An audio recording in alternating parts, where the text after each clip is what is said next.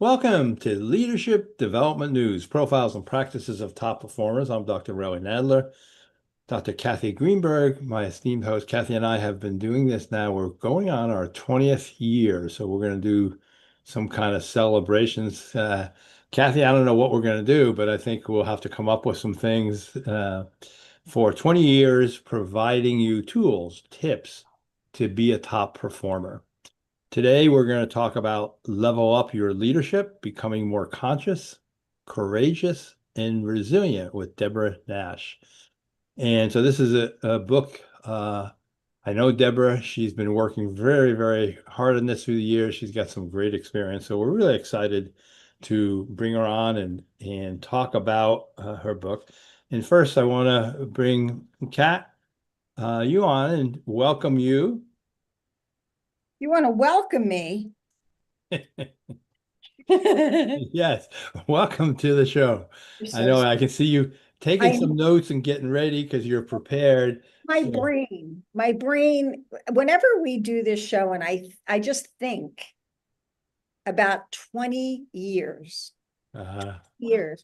You know, most people have this concept that 20 years is such a short period of time. It's 2 decades. yeah.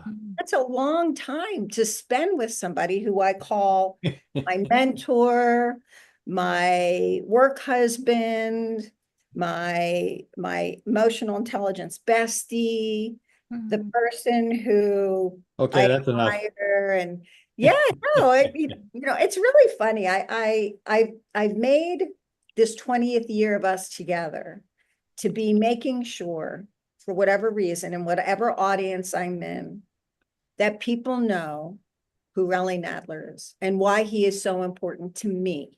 Hmm. So today, if I'm overdoing it, you'll have to forgive me. But I think it's important that we acknowledge those people in our lives Yeah, who have contributed to who we are. yes. Well, and I think, Kat, you and I are up on all the current research, and we'll hear also from Deborah about that. But as we get older, it's these key relationships that are really important. Sometimes people have said, you are a product of the top five people that you're around the most. So many times that's our families, significant others, partners, but our work partners, as Kat, you and I are. So I'm really happy to be say I'm a work partner and a good friend, and you're a great friend of mine for 20 years. So we'll have plenty more time for us to talk about this. We're gonna get Yeah, we want to talk to Deborah. Yeah, we want to talk to Deborah. So let me just say a couple of different words. We're talking to Deborah because we like bringing on people who are experts in what they do. They've either written books, they're coaches, and we have questions that we want to ask them. What are the key things that have allowed them or allowed them to help others to be top performers? Kathy and I are very in tune with emotional intelligence and promote it. We're both certified in emotional quotient inventory and other EI assessments that you can assess your emotional intelligence. But the key is, what do you do in the moment? How do you bring up some of those competencies? So I'm going to just tell you about Deborah Naish here. And she brings 40 years of leadership experience, 25 of them as an executive coach. And that's about up near where we are as far as coaching goes. And she's been guiding leaders to embrace growth, navigate change, and inspire those around them to thrive. She partners with executives in Fortune 500 companies, fast-growing startups, and dynamic nonprofits, helping them elevate their influence, renew their energy, and lead with greater clarity and courage. She is the founder of Naish Partners, and we're going to talk about her book, Level Up Your Leadership, Becoming More Conscious. Who doesn't want that? Becoming more courageous. Who doesn't want that? Becoming more resilient. Who doesn't want that? And it just came out September 17th. So we're really in the first couple of weeks. And we're going to really talk about some of the things in her book around mastering some of these essentials. What are some of the core questions and adapting some of these foundational practices that she's put to use? So Deborah, welcome. Thank you. Thank you. I'm going to show, for those who are on video, I'm just going to show a copy Oh, of that looks the book. good. Yeah, yeah. Yeah. So, and it's pretty exciting to It have it. is exciting. And thank you for sending a copy. That was really very kind of you. How Great. did you come up with this career and who influenced who you are today, Deborah? Just, we like to start off with a little bit of insight on that to give our audience just a little bit of a hint about who made you who you are. Hmm. Good question. So I'll tell you the quick story of how I became a coach. So I had been working for 15 years in corporate world. I worked for the Clorox company in marketing, Kingsford Charcoal and Hidden Valley Ranch salad dressing, and then on some new products. And then I worked for the Walt Disney Company. I got to be there when uh, Little Mermaid, Beauty and the Beast, and Aladdin had come out. They weren't classics yet, but so that was in 2005, 2003. And then I was at a startup toy company and CEO of a publishing and licensing company. In 1997, I left my CEO role, and a couple of friends asked me to help them. And at that point, they were small business owners, and they asked me to come and help them look at growing their business and some other strategy. And what I realized was that they really couldn't grow their business until they looked at who they were as leaders. Hmm. So it's 1997, and coaching hasn't even really taken off yet. You both know that. And that's how I got into coaching, and I've been able to be a part of it ever since. Love the work that I do. And some of the key influences or influencers I was thinking about. Um, Peter Senge, kind of before I even got into coaching, Tom Wow. Peters, kind of early on. So that's when I was still corporate work. And then on the coaching side, some of my prime people are Brene Brown and Dare to Lead, her book and all her other books. Tara Moore, author of Playing Big, is a big one. And a couple other just miscellaneous books, but those would be my main people. Fantastic. Nope, no Peter Senge. From all of my work at Accenture, we used to work with Peter. Oh, Very wow. good Great. guy, Yeah. yeah. And I think for our listeners, I've said this a lot in the coaching school, college executive coaching, where both Kat and I are faculty. The fifth discipline and the fifth discipline field book are, I would say, similar to Covey's Seven Habits of Highly Effective People, meaning like Another one. you just have to have that as a foundation. And I Yes. think Senge's not out there as much these days as he was then, but really a mover and a shaker. That foundational pieces, I Yeah. think. Yeah. Yes. And so you've coached Fortune 500 startups, nonprofits, across these different environments. What are some of the common challenges that leaders have? Yeah, thanks. I think that you'll see if these are the same for you, but overwhelm today is a Hmm. big one. Decision complexity, the fact that it's things are not straightforward anymore, that there's really a lot of different people involved. People don't even always know what they're making a decision about. The fact that change has just become a constant Yeah. and living with more uncertainty. People seem to have more to do than they have the resources for. A lot of times roles are not clear and they have just too many priorities. And therefore, that whole too many means you don't have any. So, and the other piece I see is a tendency to act, to put out fires before they clarify their role, before they're really clear about what should they be doing. Wondering what you see. Is that similar to what you're finding in the work you're doing? It certainly is for me. And just to clarify for our audience, once again, if you have not been listening to us for the last 20 years, and to also clarify for you, Deborah. So I started off in the corporate world. I was a partner, senior partner at Accenture. And prior to that, Computer Sciences Corporation. I'm a organizational methodologist.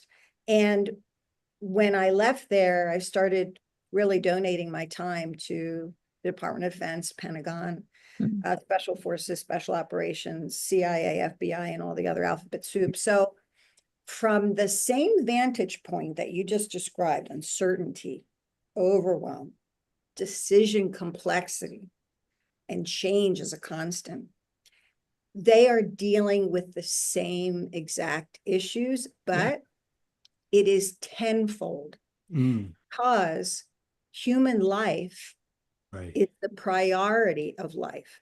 And I think it's very interesting that as you're talking about, coaching across your beautiful history with Fortune 500 companies and huge international brands, Clorox and Hidden Valley Ranch and Walt Disney, right?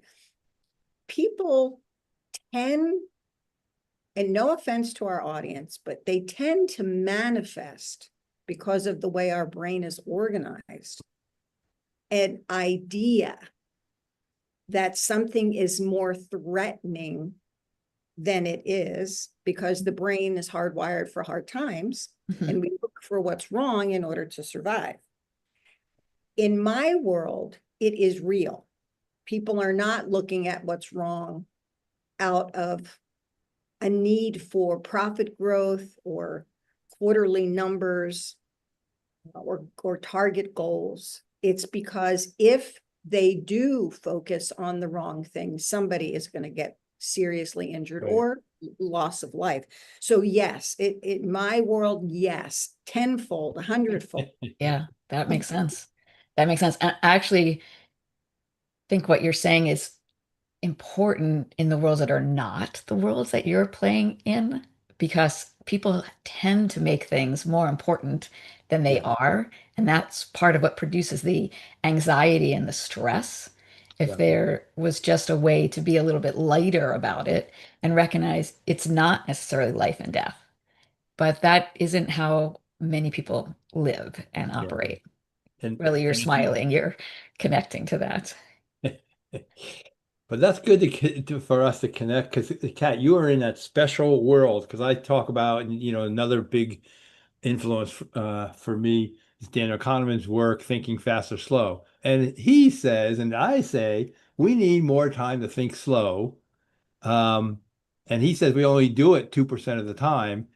Do we need more time to think fast? No, except if you're with the population of law enforcement and government and the military, that those folks, yeah, gotta think fast. And I think for most of us, that's not us, but that the same thing kind of holds. So let me ask you, Deborah, you've been called the CEO whisperer. I Like love that. Oh, who gave you that who gave you that name? And then what does that actually mean? Yeah, it was kind of fun. So great. So Jessica Rolfe, who has been a client since for 20 years, almost 20 years, 2006. And she had started a company. She was just starting a company at that time called Happy Family Brands. It was Oh, started out as baby food and then toddler food, all organic. They were the first ones. Might remember, the pouches. Do you know the kids that do the pouches? They're the I first know ones that the came out, name. and you know Mhm, the name. mhm. So I started working with her when they were finalizing their business plan, and I've been working with her ever since. That company she built up, she was co-founder. She built that up, and they sold it to Groupe Danone, the company that makes Dannon yogurt, oh international yeah. company. It's an international Okay. company, still going strong. And then she started another company, a fabulous company called Love Every, which is for age-based, age-appropriate toys for children starting from birth to age 7, and super amazing. So if you have anybody in that age range in your life, you want to check it out, called Love Every. So I've been working with Jessica through both of these companies, and she said, call me her CEO whisperer. And it brings to mind, we've heard of the horse whisperer, someone about being intuitive and connecting with the horse without words. And that's where I think the name came from.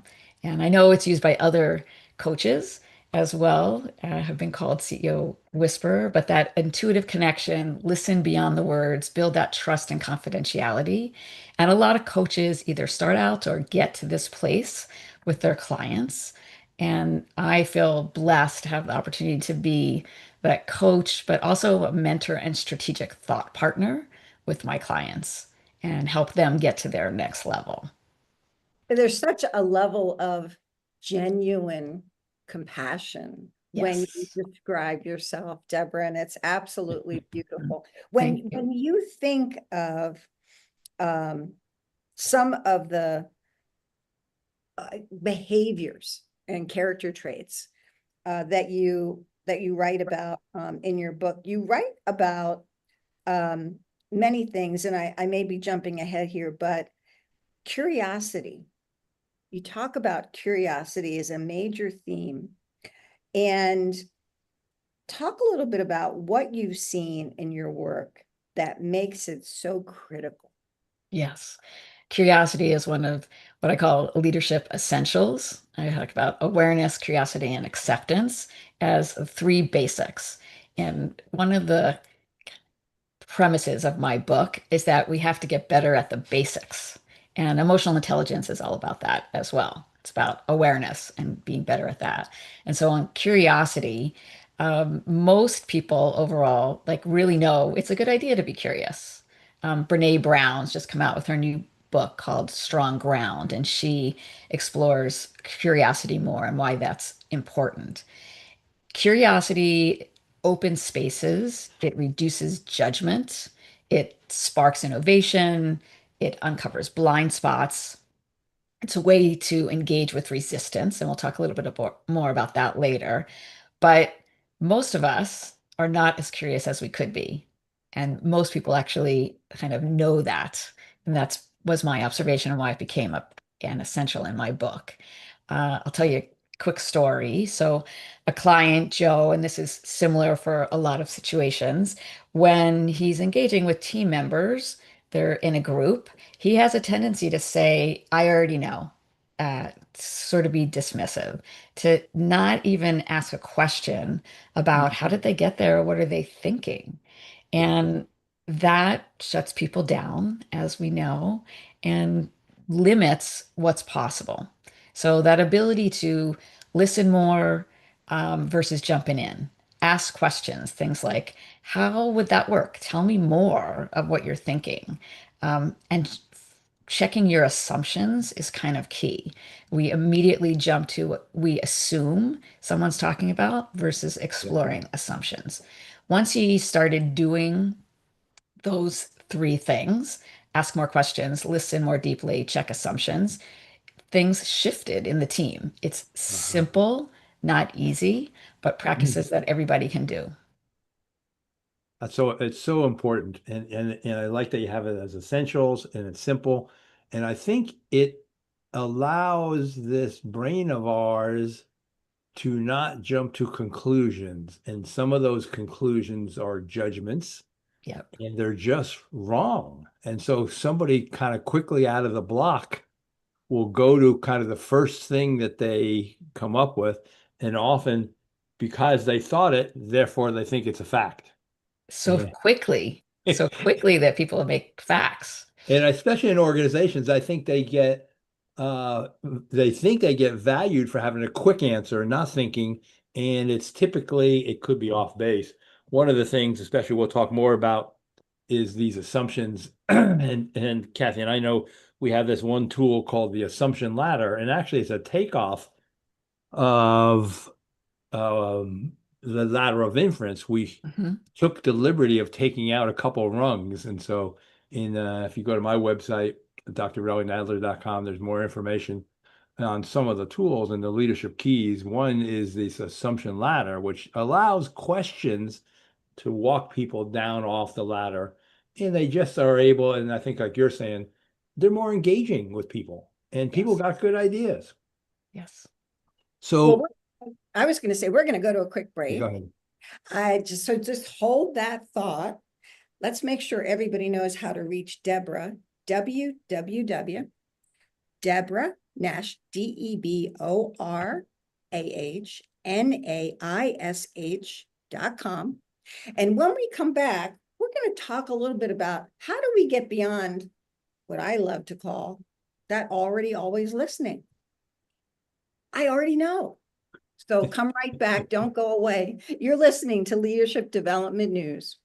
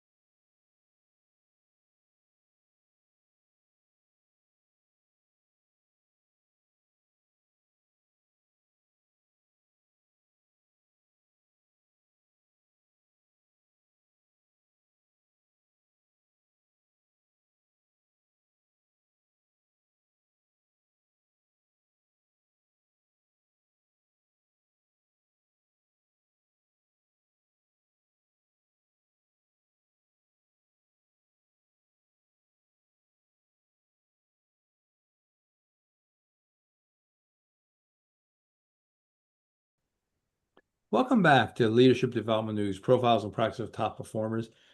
You know, if you see us on YouTube, Kathy has our book, Emotional Brilliance, in her background, and there you can get that on audio and also from Amazon. So you can hear a little bit more about some of the models that we have in there.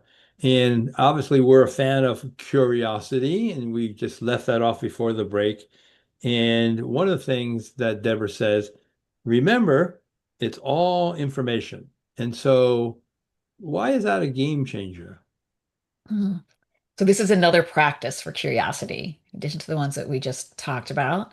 And it's a game changer because if you give yourself space to see what happened or didn't happen as revealing something about another person, a situation, or yourself, you can shift your response. You move from being reactive and triggering kind of that amygdala hijack to seeing like, oh, this is just giving me information.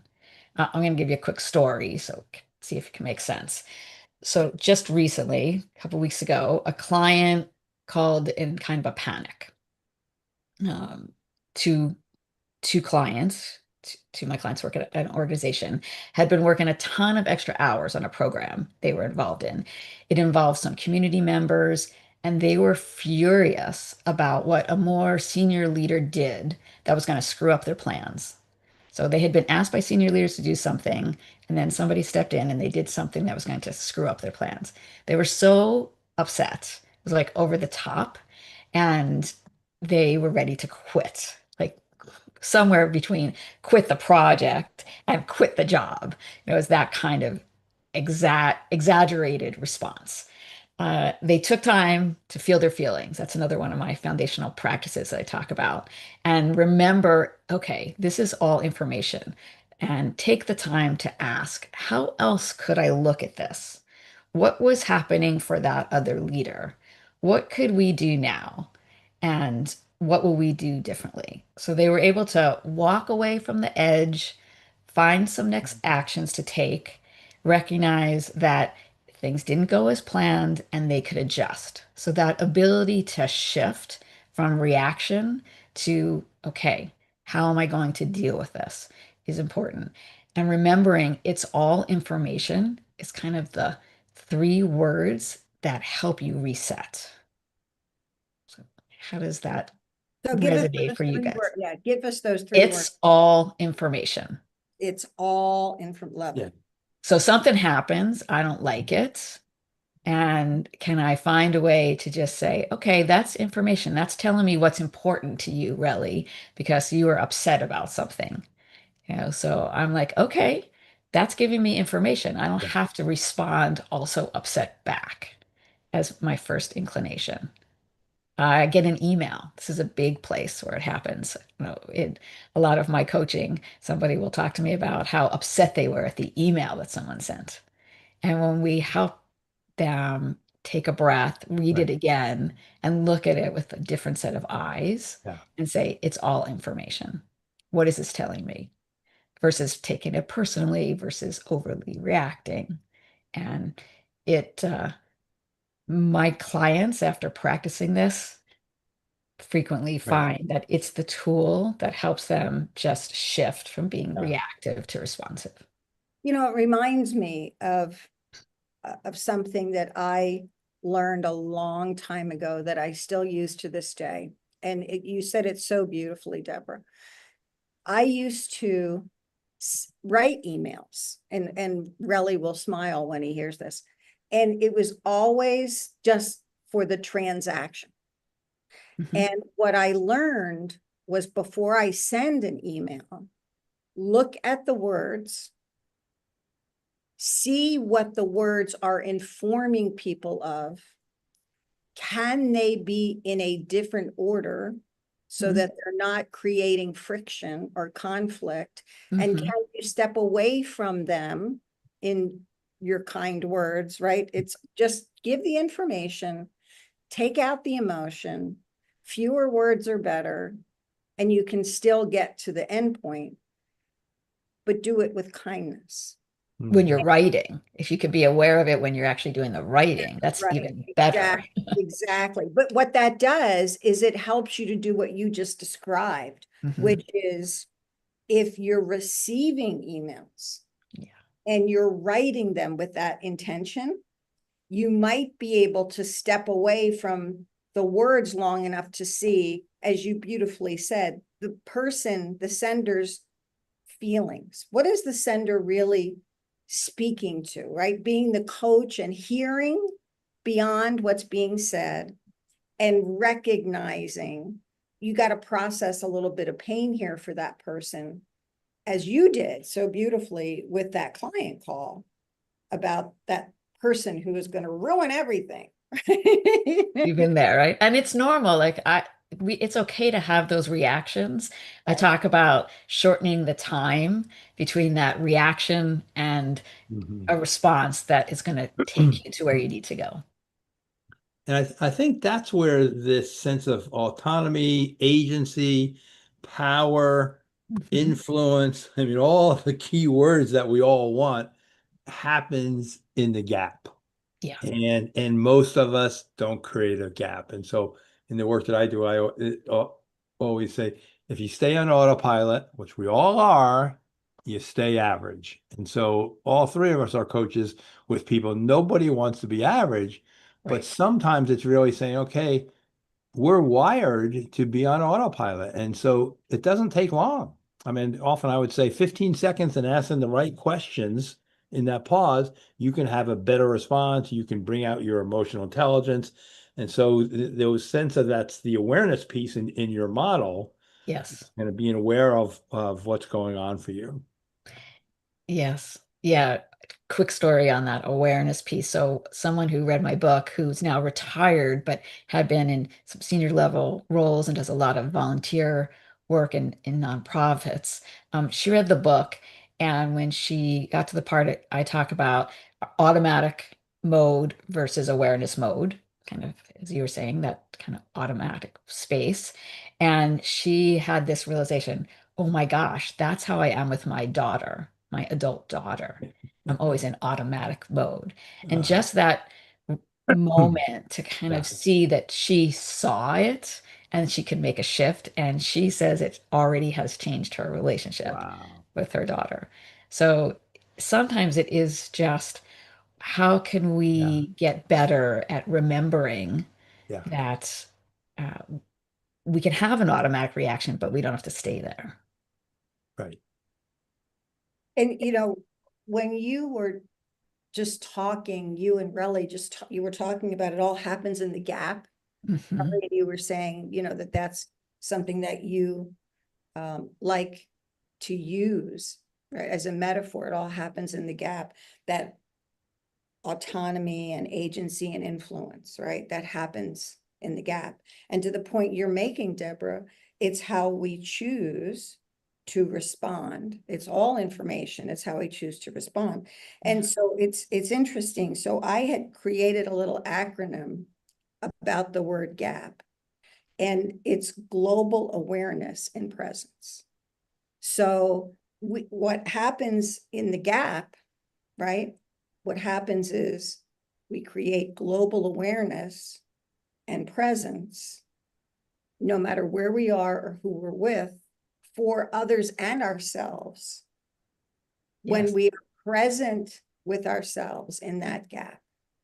So it's fascinating, right? We're all talking about the same thing, yet we come to it from just a little bit of a different way. And I love this for our audience, because our audience is so rich and diverse, and they're always looking for deepening, growing, Mhm. and learning.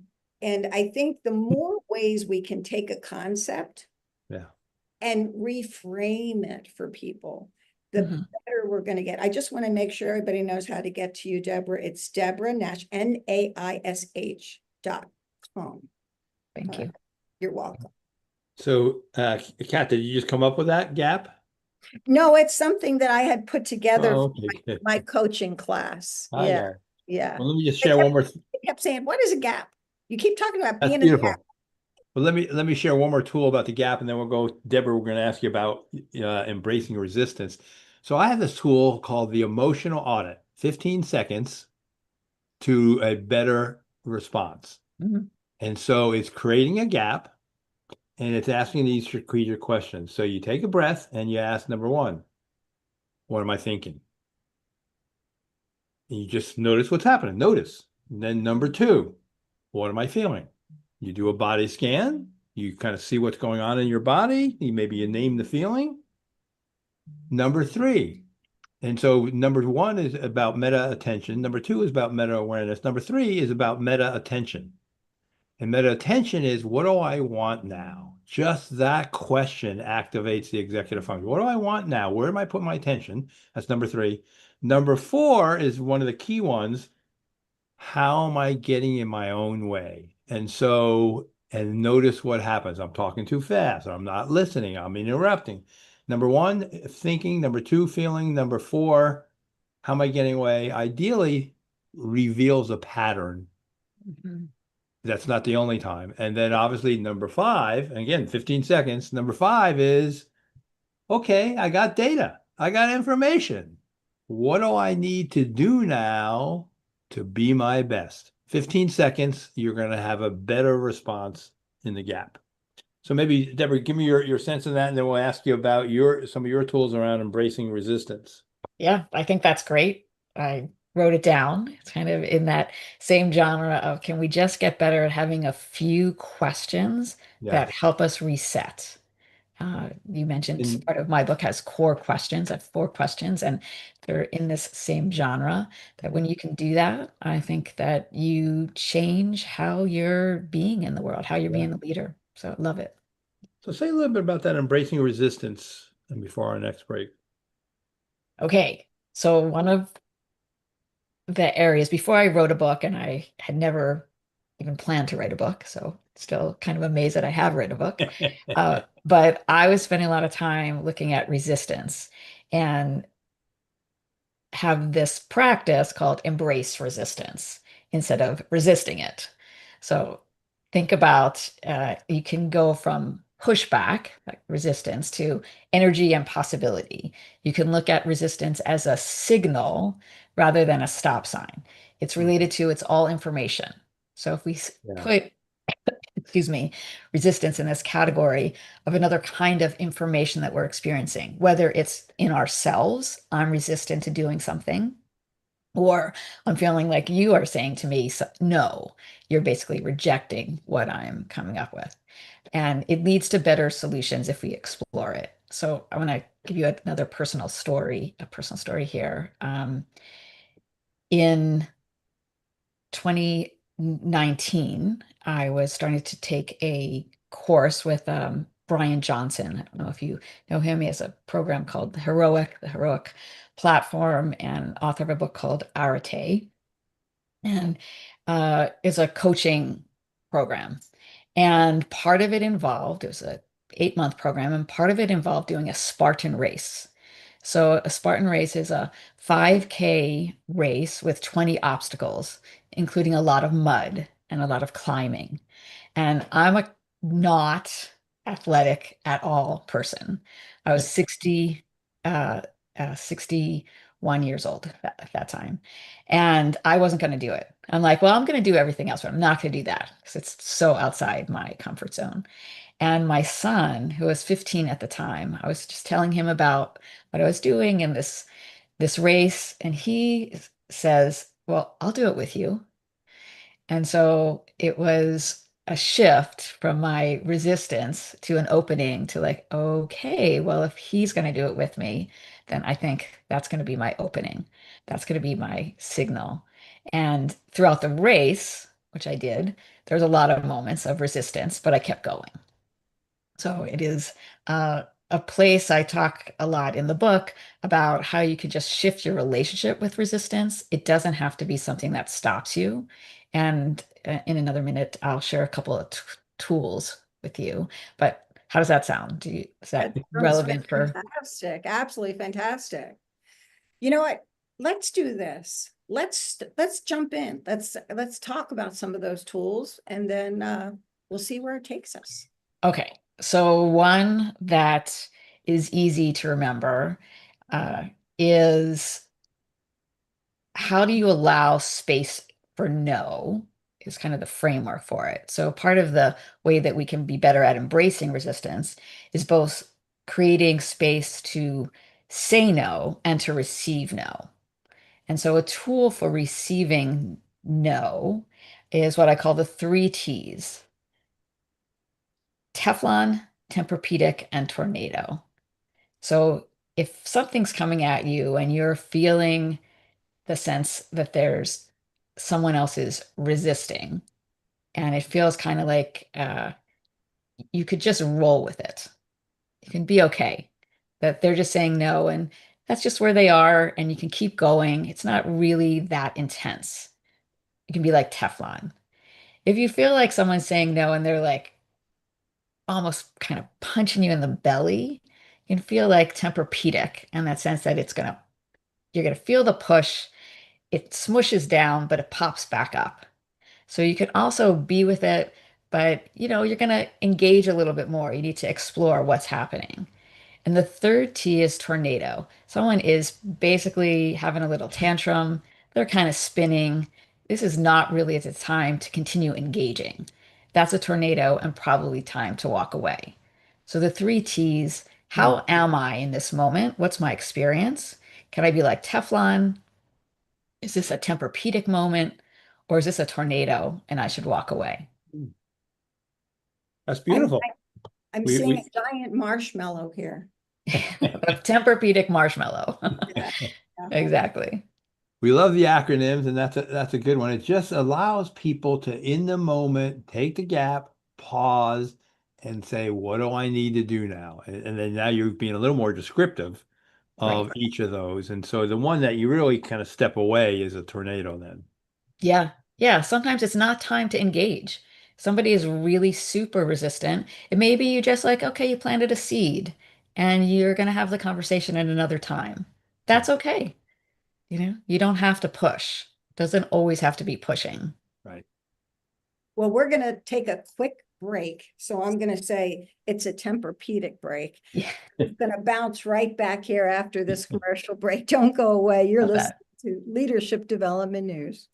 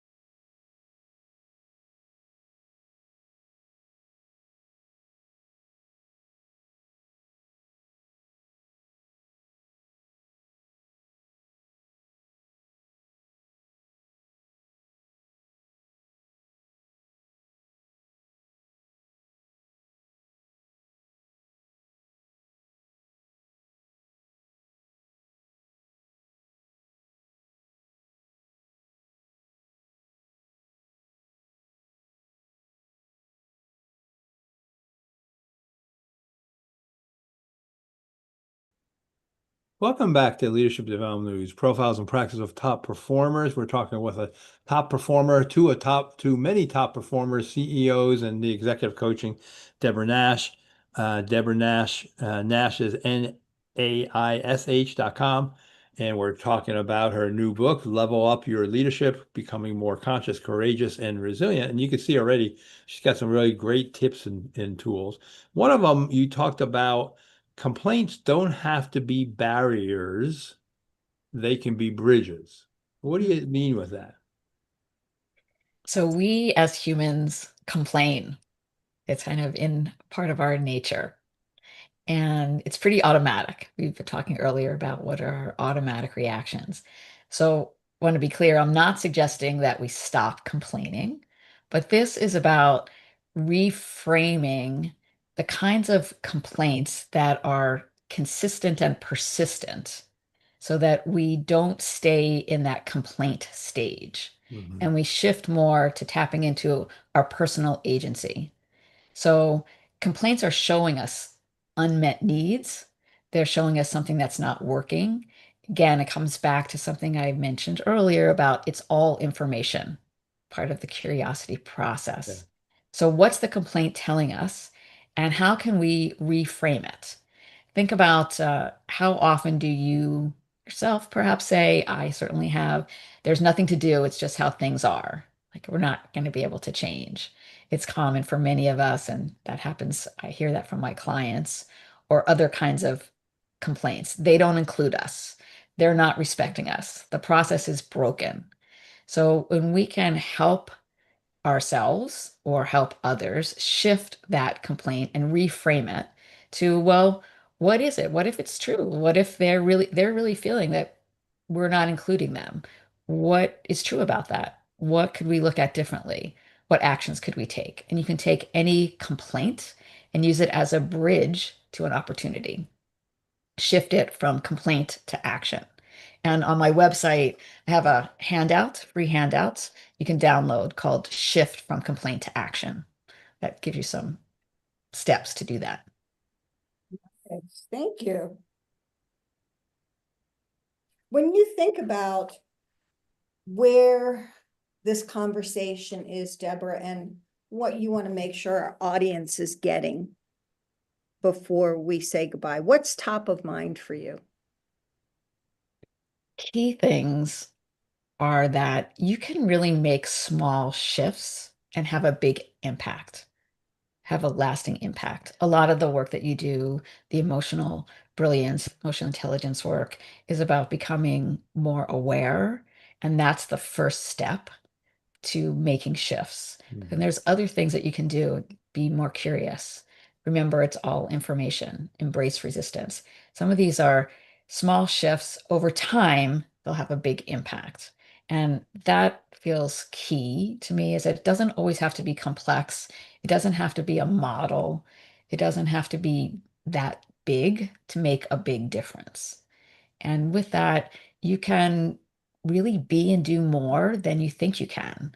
There's more possibilities you can see. You can remember that you have personal agency. I can share a quick story. I have, unfortunately, a few clients right now who have cancer, and it's depressing and sad and hard. And all of them have recognized that the shifts that they've made while we were focused on changes for them in their workplace are invaluable as they move through their health journey.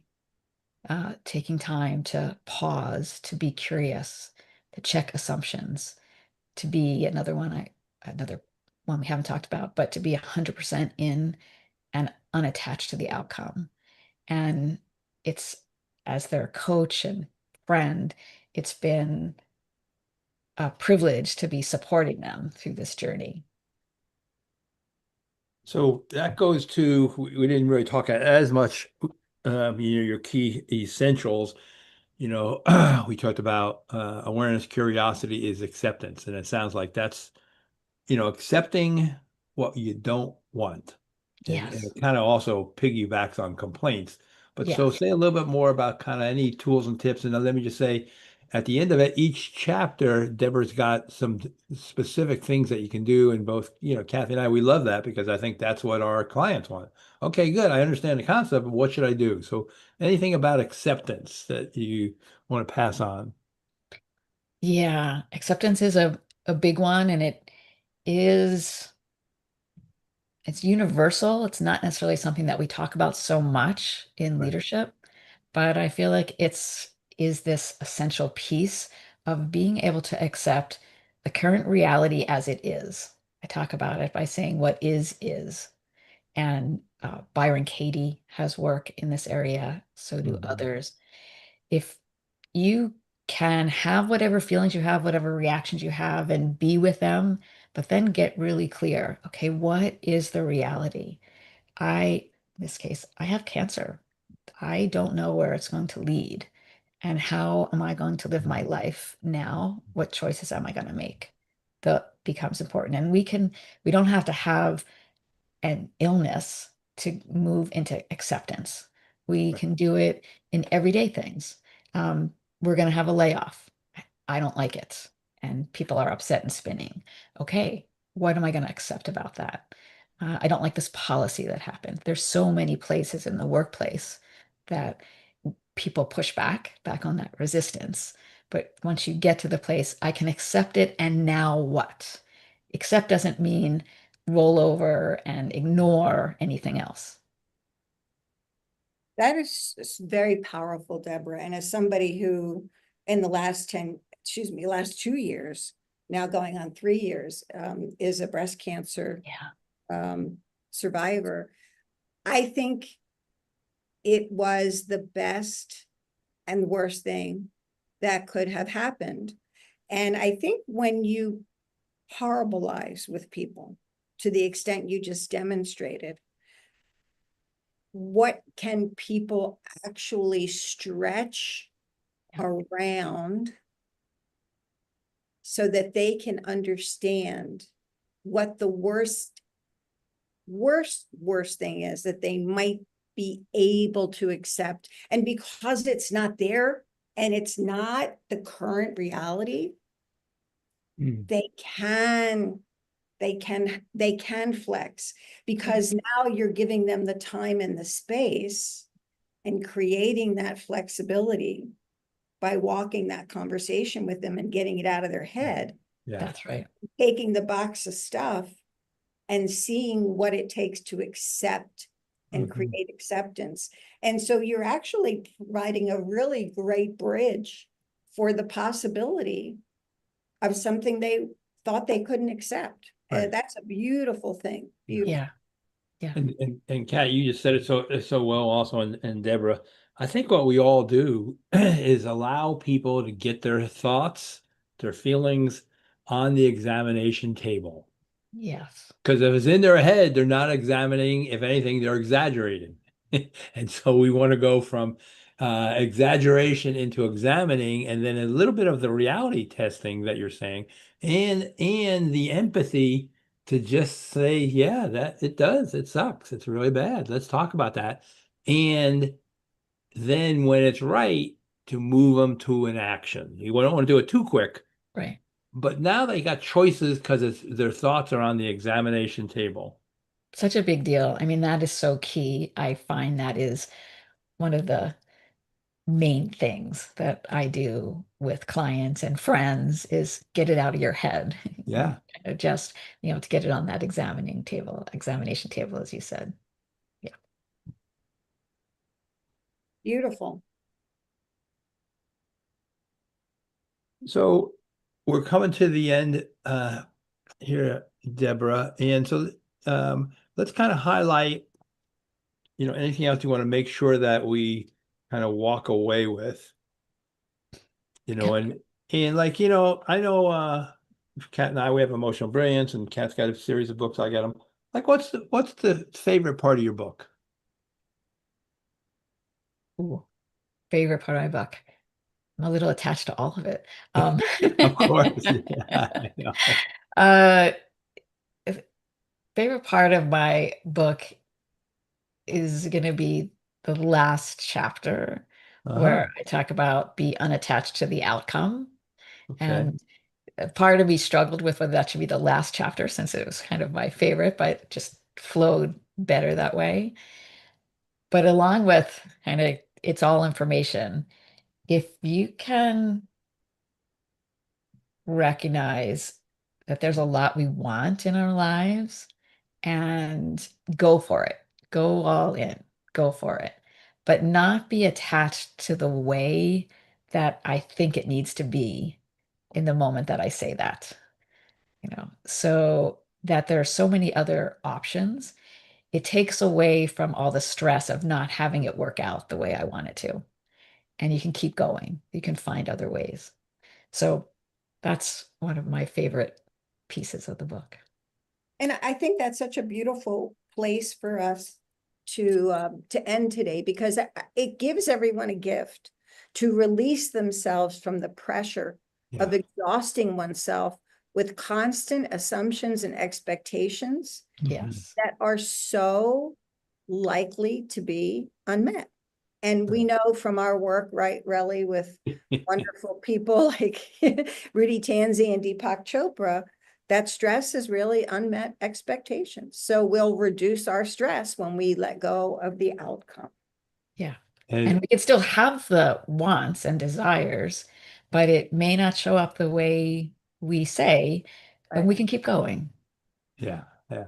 And Mhm. this is what I love about this, Deborah. You have many, many gems, and as Kat, you and I was thinking the exact same thing. You don't know how many times I've passed on what Rudy Tanzi said, co-author with Deepak Chopra, Super Brain, Super Genes, on Leadership Development News.